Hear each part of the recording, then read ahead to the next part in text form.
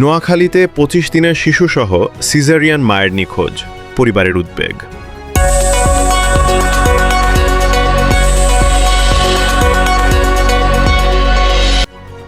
নোয়াখালীর একলাশপুর এলাকা থেকে আয়েশা খাতুন সাক্ষী নামে এক নারী তার ২৫ দিনের নবজাতক শিশুকে নিয়ে নিখোঁজ হয়েছেন বলে পরিবারের পক্ষ থেকে জানানো হয়েছে। পরিবারের দাবি, গতকাল সকাল আনুমানিক ৯টার দিকে চিকিৎসকের কাছে যাওয়ার উদ্দেশ্যে একলাশপুরের বাসা থেকে বের হন আয়েশা খাতুন সাক্ষী। তিনি সম্প্রতি সিজারিয়ান অপারেশনের মাধ্যমে সন্তান জন্ম দিয়েছেন এবং এখনও পুরোপুরি সুস্থ হয়ে ওঠেননি।